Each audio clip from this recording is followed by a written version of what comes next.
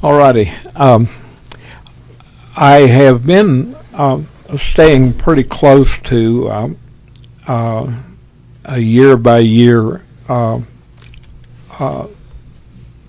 account of what happened in the different mission places where we have served.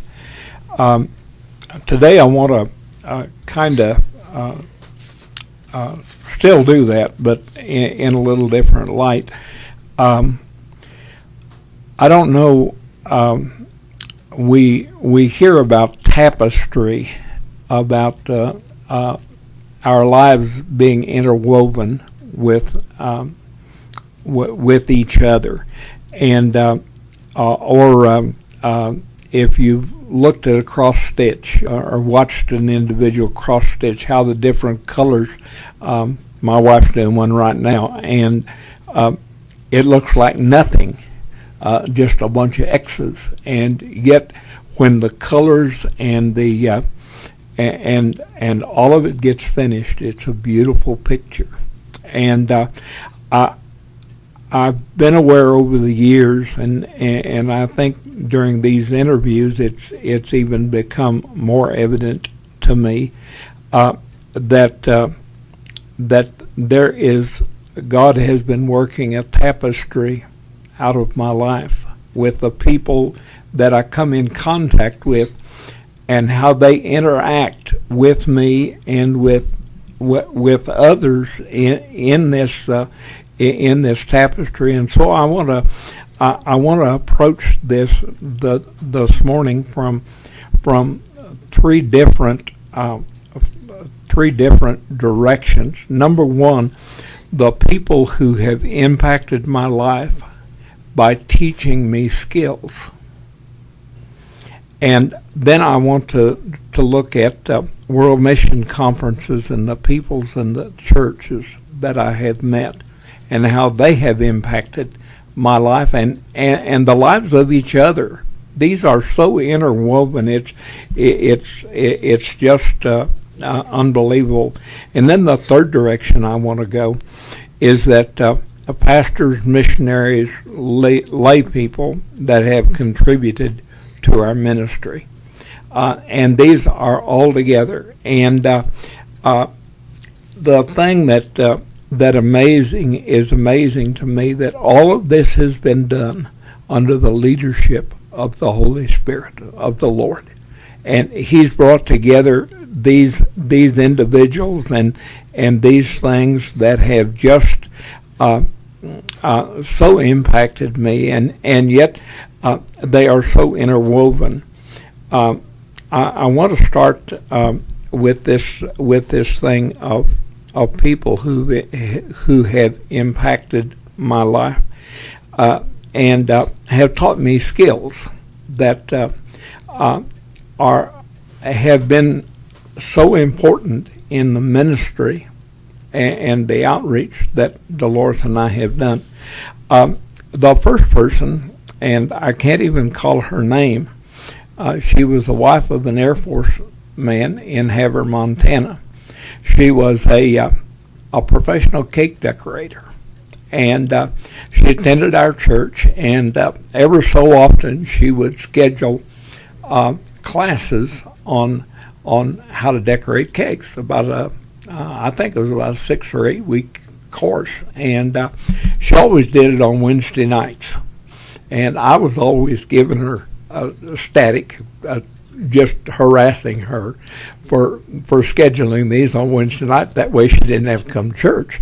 And so she this went on for quite a while, and one day I was getting pretty hot on her, giving her quite a bit of headache on it, and she said, "All right, preacher, that does it.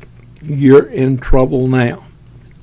And a couple of weeks went by, and she came by, and there was a group of people there, and she said, "Preacher, clear your calendar for the next 8 weeks on Tuesday night at 6 o'clock, because I have enrolled you in my cake decorating class." Well, I laughed at her, and she said, "Don't laugh." She said, "I've I've paid your fees, and I expect you to be there. So I went on a lark. I just harass her. This will be another direction that I can harass her. And I got to the class, and there was about 12, 14 women and me. And so I got started in cake decorating in that class, and I really got into it. I enjoyed it, and she taught us all of the skills and things that were the recipes and the techniques and all of the things. And as I said, I did it on a lark, but after the first lesson or two, I began to really get into it, and I picked it up, and the ladies, of course, women are supposed to be the cake decorators, and the ladies began to harass me back, but I was producing some of the prettiest cakes that, but this went on, but I learned how to decorate cakes, and this was the beginning, and that happened at Haver. The last interview or two that we did, I mentioned a fellow by the name of Henry Childs, who was the director of missions for the entire state of South Dakota. In other words, he's in the position where our local director of missions is now. He had the entire state, and he was out of Knoxville, Tennessee, and so Henry was trying to get support for up in this area for the South Dakota, and he did a mini what he called a mini world mission conference in Knoxville, Tennessee, in some of the churches that he got his foot into, and as he was making preparation for this, he got enough missionaries to where or preachers in our churches, either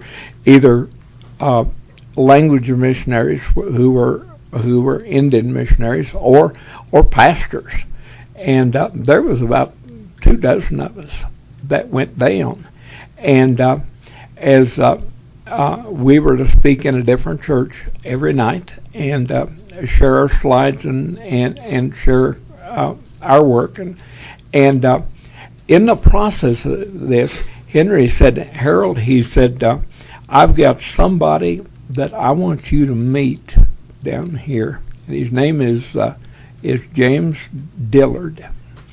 Said, you're involved in cake decorating, and I had begun to do a little bit of decorating on Pine Ridge for birthdays and memorials and this type of thing. I just barely got into it, and was finding that it was a ministry. We could make these cakes and decorate them and make a little bit of money on them, not much, but a little bit. But it was a ministry to the people, because the nearest bakery was 60 miles away, and nobody else was making cakes. And at that time, we were making a half-sheet cake for about $10, $12, and we were making a few. And Henry was aware of this, and he said, when you're down here, I want you to meet Iris and James, because they have the entire city of Knoxville, Tennessee, sewed up with their cake decoration.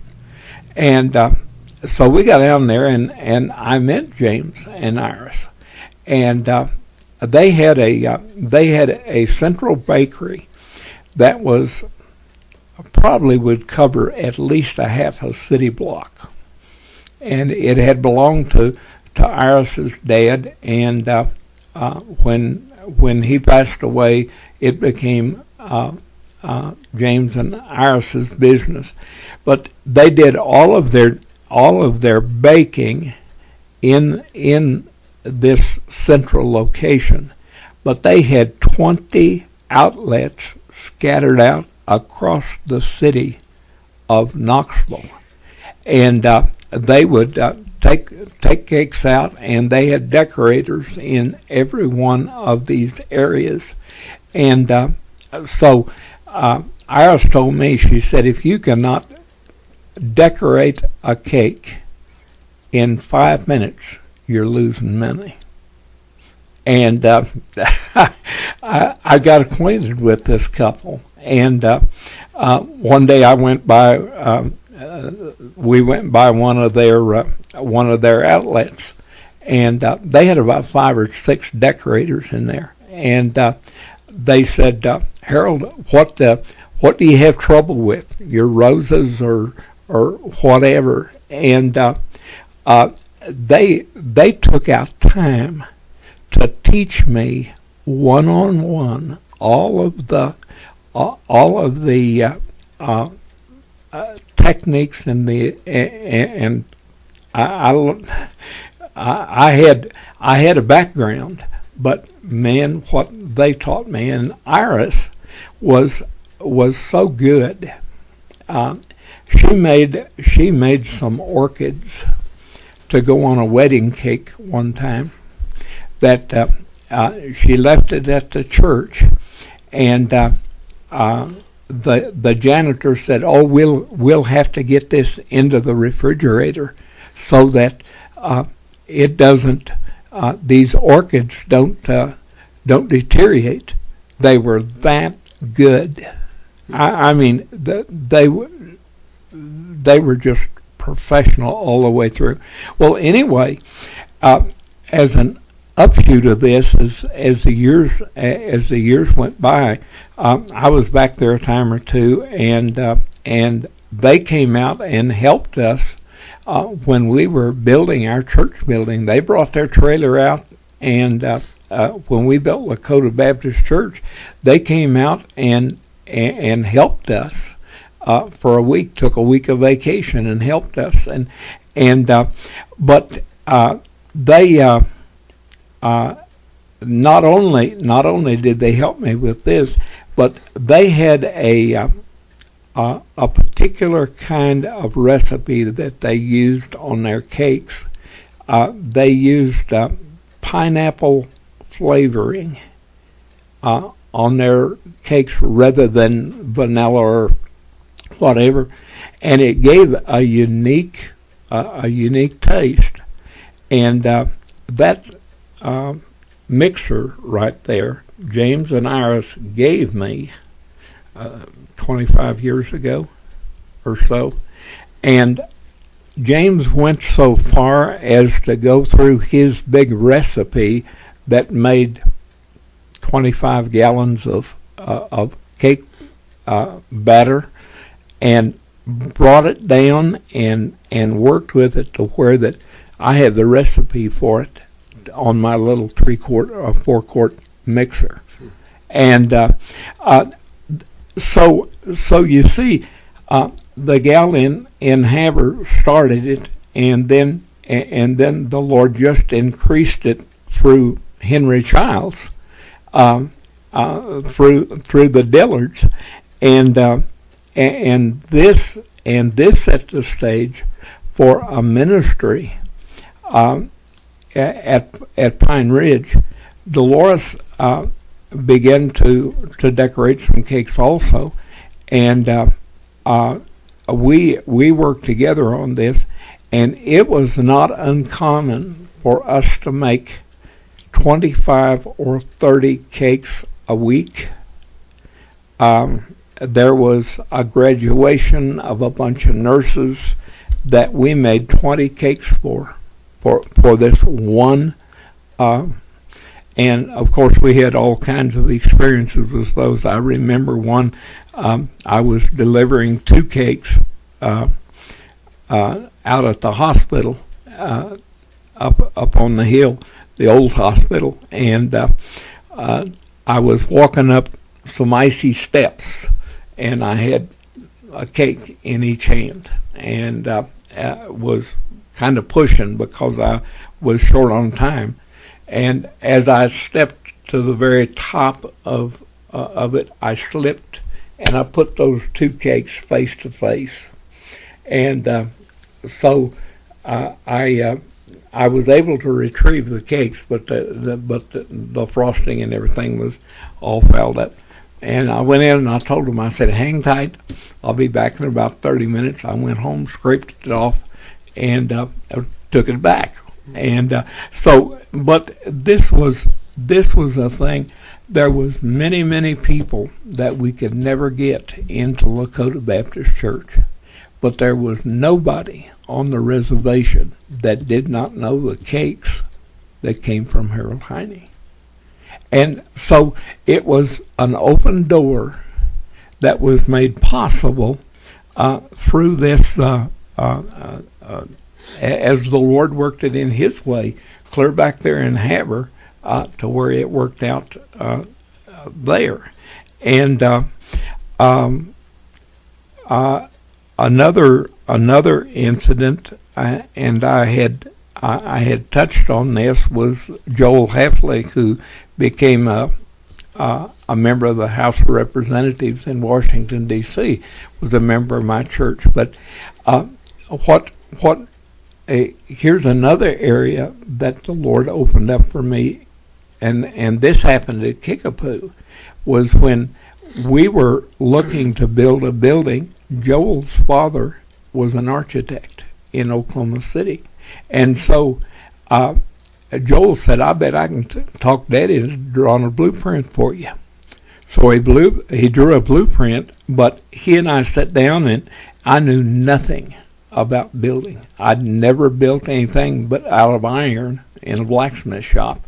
And so he sat down with me and went through all of the process for this building, and where he made the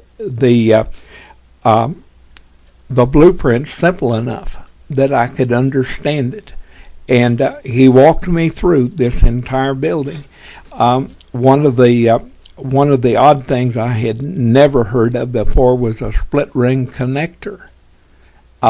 It's a circle of iron about 2.5 inches. It's an 1/8 inch thick and about 3/4 of an inch wide.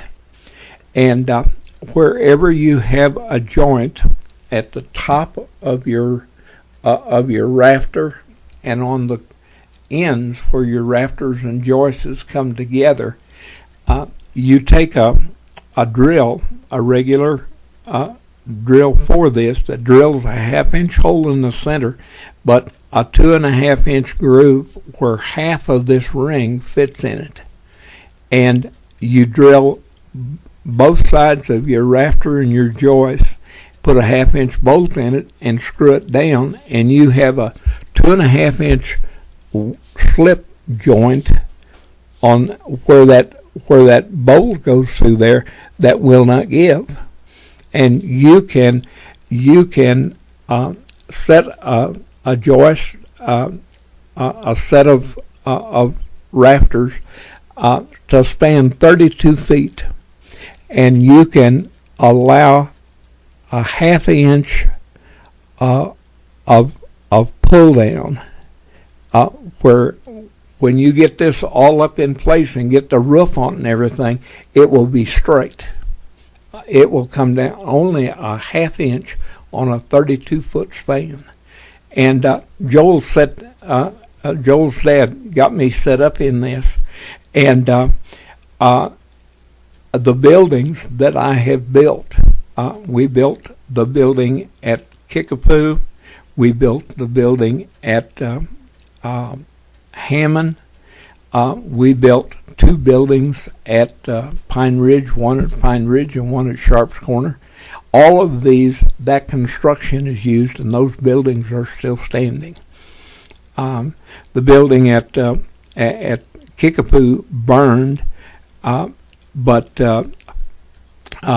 all the rest of them are standing and are still serviceable. So this was another area where Joel, as a college student, got his dad involved in my life and in the building part, and a lot of my building construction knowledge and abilities are back as a result of what Joel and his dad did back there. So there's another area where that the Lord brought into my life people that impacted me. There's another area, and I also briefly mentioned this at Haver, was a fellow named Dick Foote. Dick, we kept his children, but Dick was a butcher, and I was trying to manhandle a deer one evening when he came in, and he said, "Harold, let me show you." And in less than 15 minutes, he had this deer completely cut up, ready to be packaged. And so I started doing that for myself. We would kill 12 deer a year, and maybe an antelope or two, and that was what we lived on in Havre. So he learned, he taught me how to cut these deer up. Well, when I in that transition between Havre and Pine Ridge, my dad had an opportunity to buy an old meat grinder out of the grocery store in my hometown, and Dad bought this thing, and it was it had been beat up so bad. The ring that you tighten down the nut on the front of it was completely destroyed. Dad rebuilt this and got it to working, and between the two of us, we got the motor rewound. It was a 3-phase motor and 3-phase services, hard to get, and so we had it rewired. And then when Dad got done with this, it came to me, and about the time it came to me I was at Pine Ridge, and so I started. I still hunted, and I would grind my own meat and butcher and take care of. Well,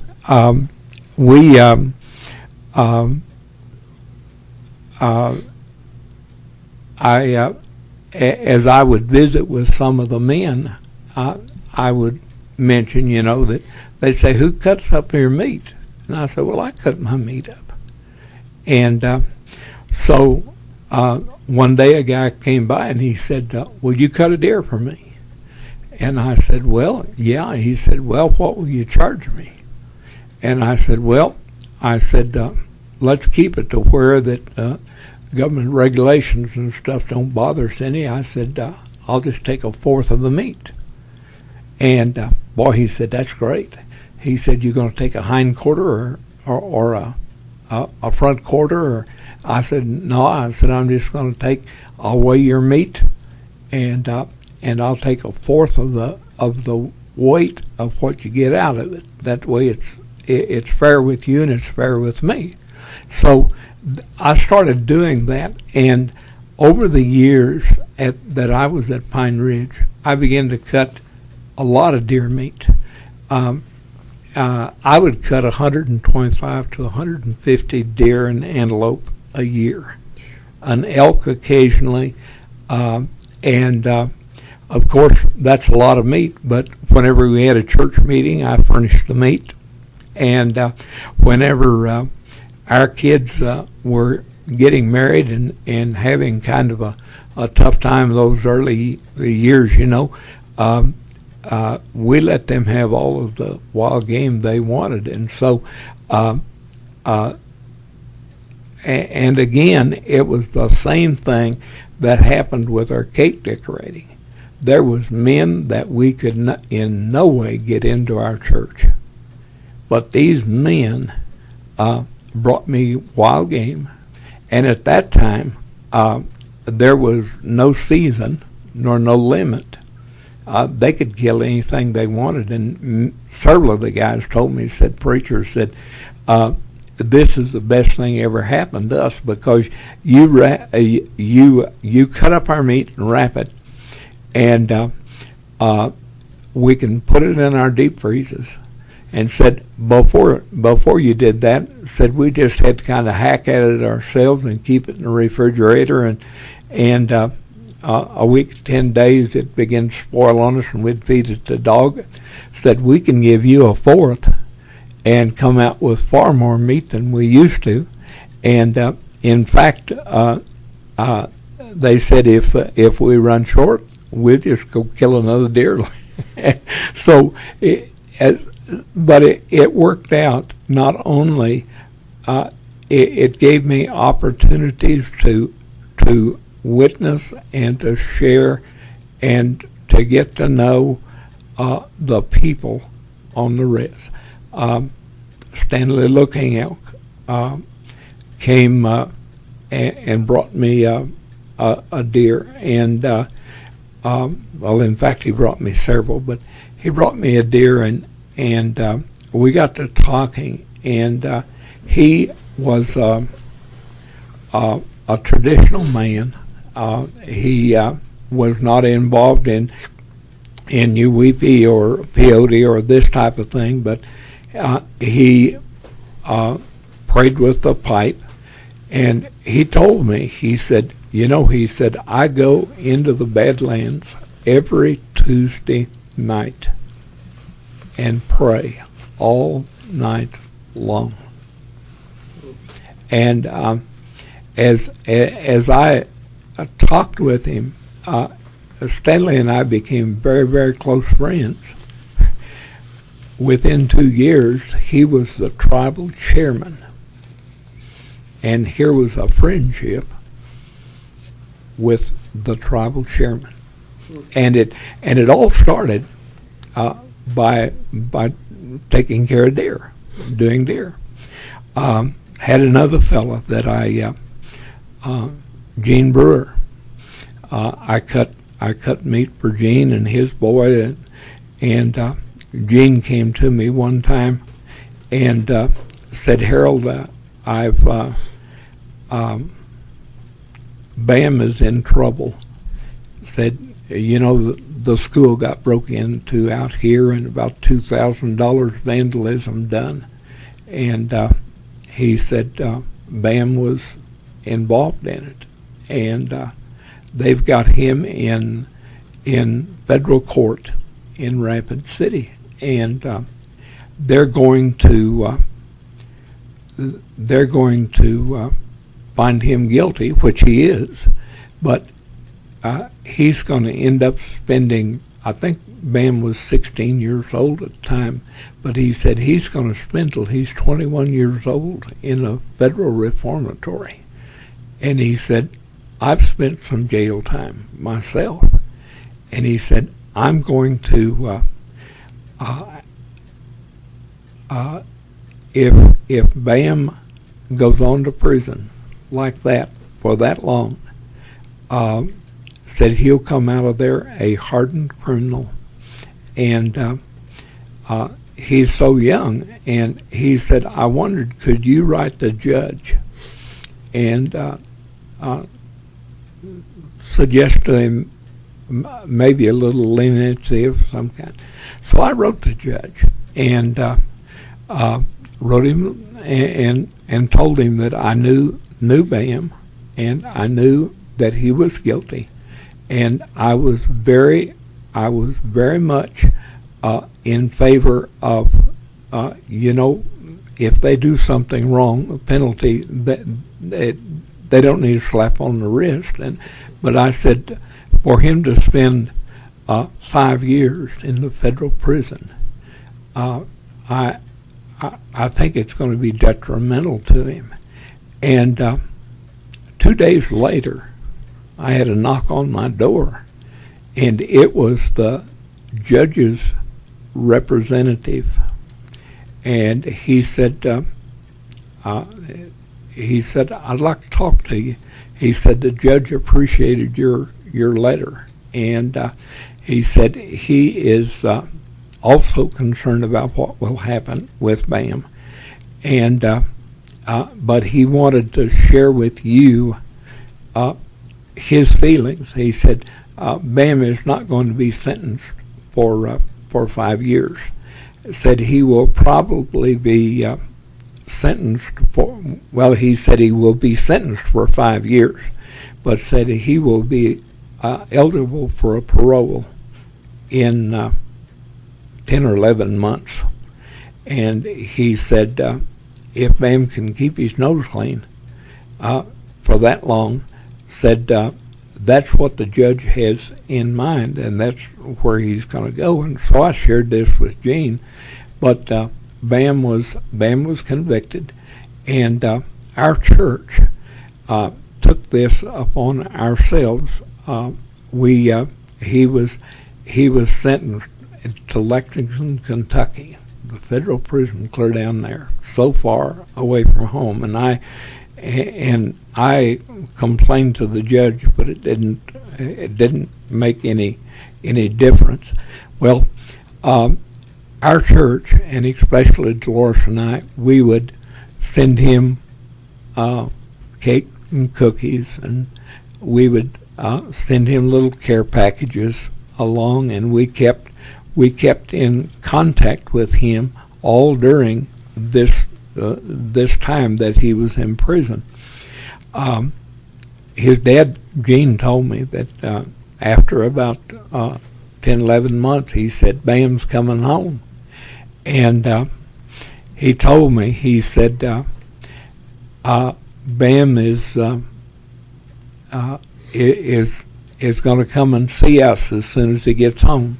But he said, you're the first person that he wants to see when he gets back. And so Bam came by to see me, and we visited, and he hunted some, and I cut up some deer for him, and our relationship continued. And one day out in my garage where I cut up deer meat, as one evening as he'd come to pick some meat up, I led him to the Lord. And I have no question in my mind that he gave his heart to the Lord. And I told him, I said, now you need to come to church. And he said, preacher, he said, I can't. He said, my folks are Catholic. My whole family is Catholic. And he said, if I go to a church, he said, it's gonna create all kinds of problems within my family and within my home. And I could never get Bam to ever make a public profession of faith or ever come to church. But as he and I talked many, many, many times, I've got a picture of him with a buffalo that he killed with a bow and arrow. The first buffalo killed with a bow and arrow by an Indian in over 30, 40 years. And a letter accompanies it as he talks about the relationship that he and I had, and that the times that we visited together, and I shared with him that that hunting was also a spiritual thing, that it was God had provided this as a means for us to live, and that we need to do it with the animal in mind,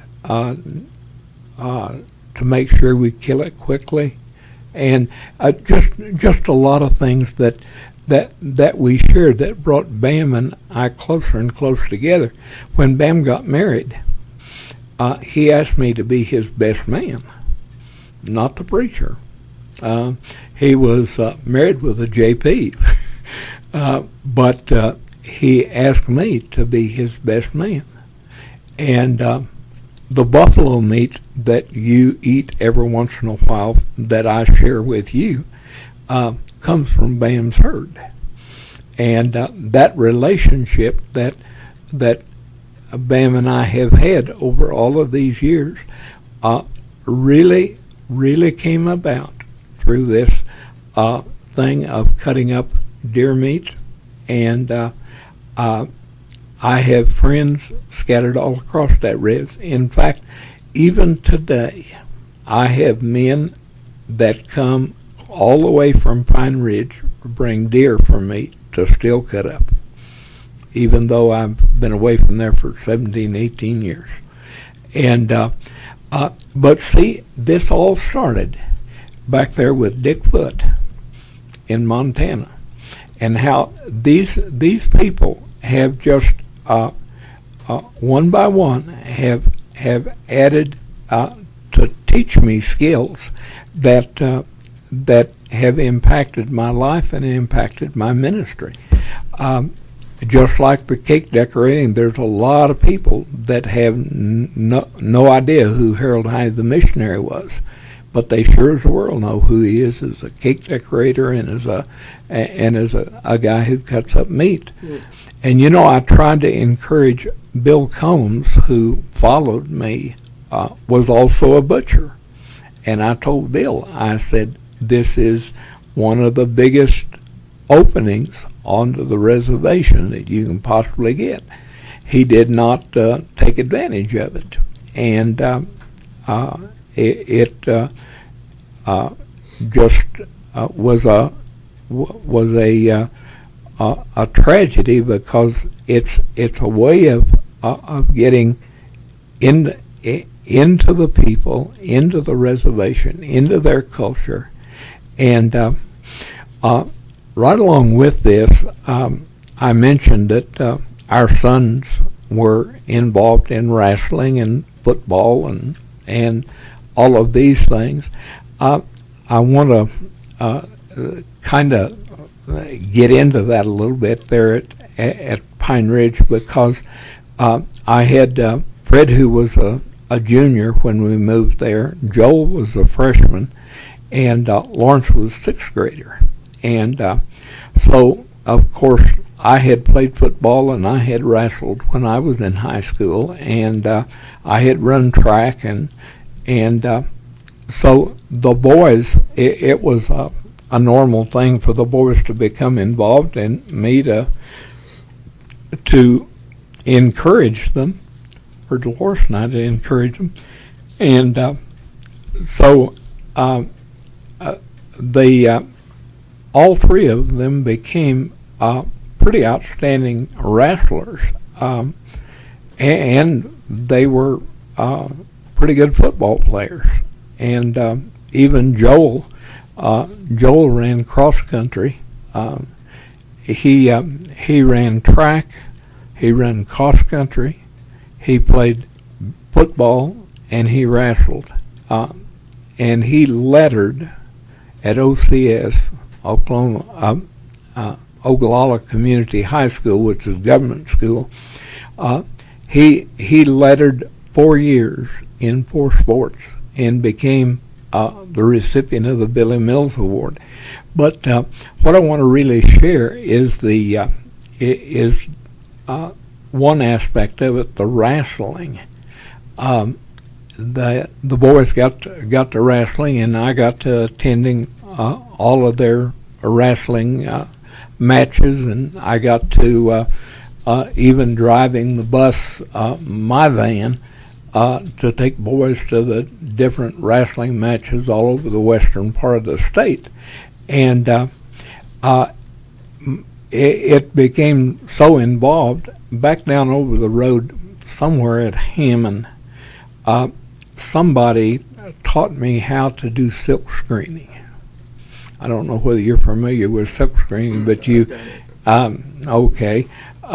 So anyway, I learned to do silk screening, and I carried this over into the Royal Ambassador work that I did. We made patches and all this kind of thing to present awards to the boys. Well, when it came to the wrestling, I got really well acquainted with all of these guys that wrestled, and I would put a tomahawk on their headgear, just about an inch long, printed on there with silkscreen, and every time they got a pin, and if they won a match with points, why then they got a feather, and so these guys had all these. They'd come out at these meets with these headgears all covered, and the guys would give me their headgears at the end of their meeting, at their matches, and I became very close to them. In fact, Deloris made me a red and white shirt, and had Thorpe's on it, and looked just like a coach or anybody else. And I was right there with the boys. One match, we were wrestling the Job Corps down at Shadron at Pine Ridge, and the boys were from off the streets, most of them off the streets in New York City, and pretty rough guys, and they wrestled, but not according to it was street wrestle, not and we had a boy or two that was body slammed, and which is an illegal thing, and a boy can get hurt, and then Joel was wrestling in his, and the boy that got a hold of him body slammed him, and he laid there for a good minute or so, almost knocked out from the experience of it. And I came off of the bench and went to the referee. He had refereed many of our matches, and I went to him and I told him, I said, that was an illegal throw, and you're either going to do something about it, or we're going to pull our boys off of the court. And immediately that match was forfeited, and it angered our boys, the rest of our wrestlers. I think Joel wrestled about 121 pounds, and we had about 5 or 6 more wrestlers. And they pinned every boy that they got, the anger and so on and so forth. But I got really closely involved with the wrestlers, with the boys. One of the guys was Matt Stabno, a white boy. He was the son of a pair of school teachers, and later married an Indian girl. And Wendy and Matt had, I think, 3 children, and then they adopted a little girl. And but we became very, very close friends. And Matt eventually, pretty quickly after they got married, he gave his heart to the Lord and became a Christian. And he and his brother were engineers on the Great Northern Railroad over at running between Alliance and Edgemont. And Matt checked in at a motel over at Edgemont one night, and didn't respond to the call the next morning, and had a massive heart attack and had died during the night. And had his funeral down at Alliance, and the guys that were his wrestling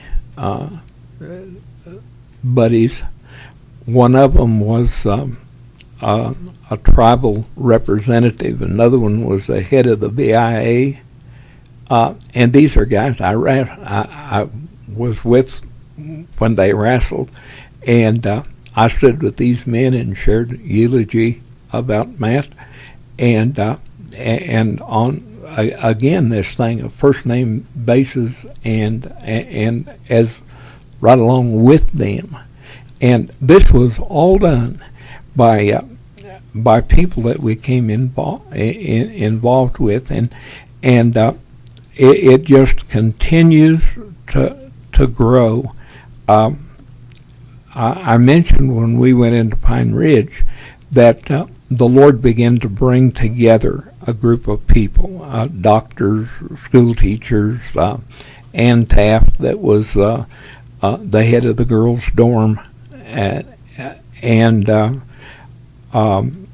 recreation leader for the grade school. But along with them, a couple of years after that, there came a fellow by the name of Lloyd Drush, and Lloyd was a really mixed up guy.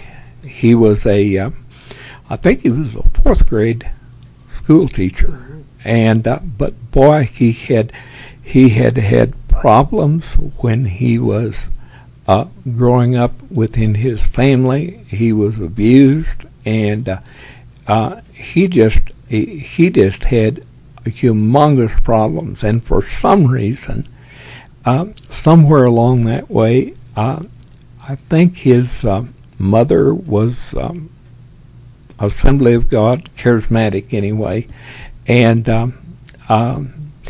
he had grown to have a real hatred for Southern Baptist.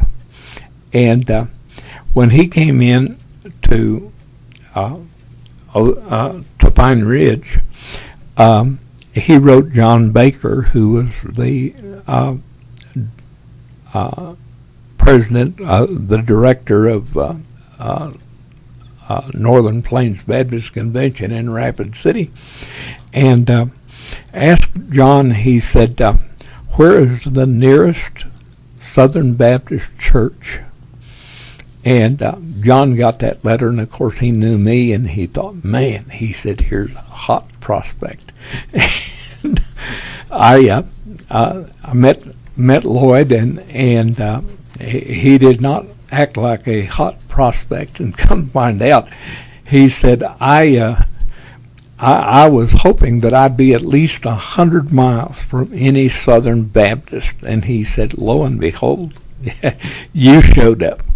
Well, he came to church, but he really came some, and but he really had some hang-ups, and just was angry within himself. And Ann Taft, she was feral at the time, was also she was the one that came as the counselor for the girls' dorm, and so they were both single and living in housing out at the school, and so Lloyd and Ann would come to church, but Lloyd just had so many hang-ups that he just had a difficult time with his life, and eventually Deloris got to talking with him, and all of us as well, but one Valentine Day, he came to church, and he gave Deloris a Valentine. And in this Valentine, he indicated that during the night he had given his heart to Jesus Christ. And his life just turned around. And but Lloyd had a problem that he could never make a decision and stand by it. And I remember one in particular. I had bought a new van, and so he had to have a new car. And so he got a station wagon, and he drove it by and showed it to us, and we oohed and awed over it and everything. And he said, he said, I think I made a mistake. I'm going to take it back. Well, he wasn't able to do that. But Lloyd began to go to Rosebud and hold services over at Rosebud. And he taught for several years at OCS, and his real field was teaching English, and he left, I guess, after 6-7 years, and he went to Oklahoma, and he ended up in prison. And not as a prisoner. He's been in prison now for 25 years. And he teaches English to the prisoners. And he's a state federal employee, and he's been working. He's married, got a little girl. Well, a little girl, gosh, she's out of high school now, I guess. But anyway, he has just blossomed into such a tremendous Christian, and that's what I was telling you about this track I showed you. This one of Buddy Fitzmyer. Buddy Fitzmyer was a young man about, 16, 17 years old when we were at Havre, Montana. And one night, this little town of less than 2,000 was shaken to find out that Buddy Fitzmyer had killed his father, his best friend, and his little brother. It was a very close-knit community, and it really shattered everybody, and the fear that went along with it. But our middle son Joel was a really close friend to Buddy's little brother, and so while Lloyd Drush was in prison in McAlester, Oklahoma, he ran across Buddy Fitzmyer, who had become a Christian, and this tract that I'm holding in my hand is one that was written by Buddy, and Lloyd has written just a note at the bottom of this. He was not aware that we knew Buddy, and but this man is touching lives, and Buddy Fitzmyer is turning the prison upside down, and he's been in prison for over 20 years now. He has a life sentence, and was on death row for a long time. But here again, our relationship with Buddy down there in Oklahoma, and then being able to touch Lloyd Drush, and for them to come together in the prison down at it's just this is what I'm saying about this tapestry of drawing together people. We early in those days that we were at Pine Ridge, we had a couple come, Bill and Alma Snell, and their son and daughter, who were out of high school at the time. But anyway, Bill and Alma came to our church, and Bill looked everything in the world like a white man. And Bill and Alma were probably 55 years old when they came. But Bill was pretty much 6 foot tall, pretty good sized man. His hair was as white as snow. And come to find out, he was an FBI. He was a U.S. Marshal, and he'd been sent to Pine Ridge to help in the police work there, and but he was from a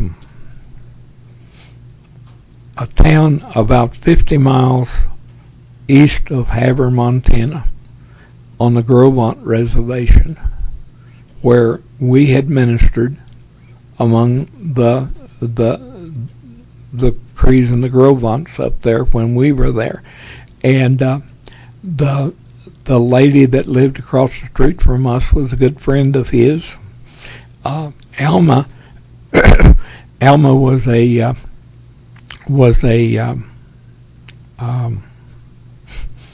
Crow Indian from Crow Reservation up where Custer did his last stand in Montana, and but they came into our church and was such an addition. Alma, in her native costume, used to do sign language, and she would sign the Lord's Prayer and the 23rd Psalm, and at many of our meetings she did in her costume did these signings, and